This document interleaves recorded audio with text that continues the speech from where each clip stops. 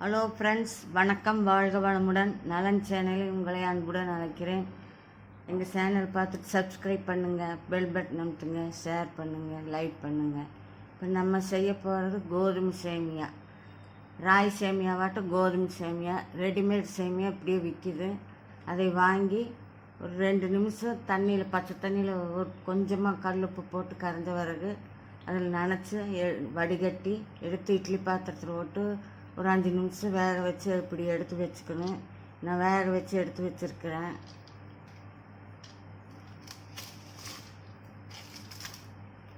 சீக்கிரமாக தண்ணியில் போட்டு எடுத்துடணும், இல்லைன்னா கொலன்னு கூழாட்டம் ஆயிரும். இந்த மாதிரி பல வரன்னு வராது, உதிரியாக வராது. இப்படி வேக வச்சு எடுத்து வச்சுக்கணும். இதுக்கு தேவையான பொருள் வெங்காயம், பச்சை மிளகாய் காரத்துக்கு தகுந்த மாதிரி, கருவேப்பிலை தழை, கொத்தமல்லி தழை, தேங்காய். இதே தாளிக்கணும். தாளிக்கல வாங்க. அடுப்பு பற்ற வச்சு எண்ணெய் ஊற்றி 5 ஸ்பூன் எண்ணெய் ஊற்றி கடுகு, கடலைப்பருப்பு, 2 உளுந்தும் பருப்பு போட்டு செவந்த பிறகு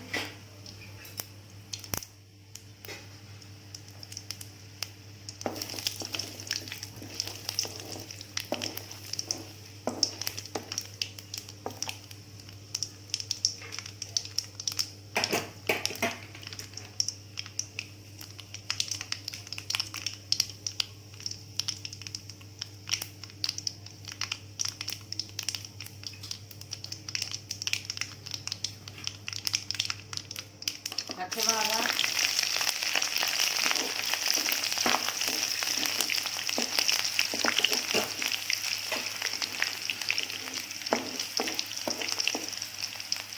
வெங்காயம்,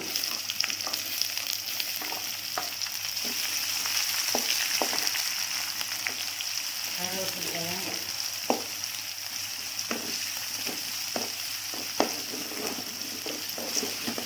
நல்லா வதங்கணும். வெங்காயம் வதங்கினா நல்லா டேஸ்ட்டு, நல்லா ருசியாக இருக்கும்.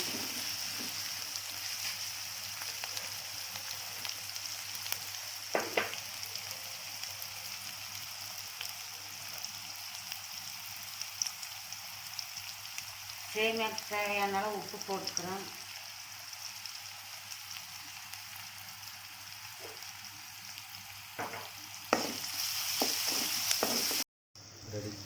வெங்காயம் நல்லா வதங்கிடுச்சு.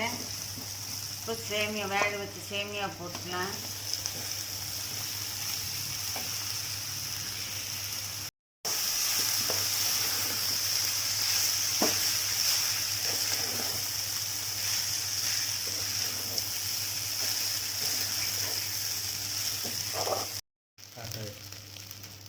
இல்லை வதக்கியாச்சு. இப்போ தேங்காய் போடலாம். கொத்தமல்லி தழை,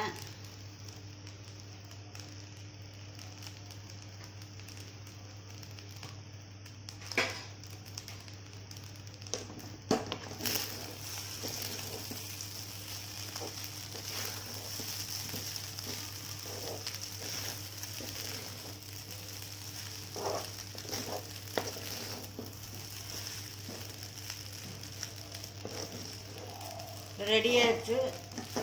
சுவையான சேமியா, கோதுமை சேமியா ரெடி.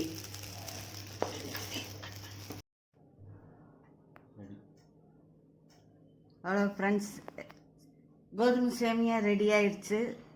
சுவையாக இருக்குது. செஞ்சு சாப்பிடுங்க. எங்கள் சேனலை சப்ஸ்கிரைப் பண்ணுங்கள், பெல் பட்டன் அமுத்துங்க, ஷேர் பண்ணுங்கள், லைக் பண்ணுங்கள். நல்லா இருக்குது கோதுமை சேமியா, உடம்புக்கு நல்லது. நன்றி. மீண்டும் சுவையான சமையலில் சந்திக்கின்றேன். நன்றி, வணக்கம்.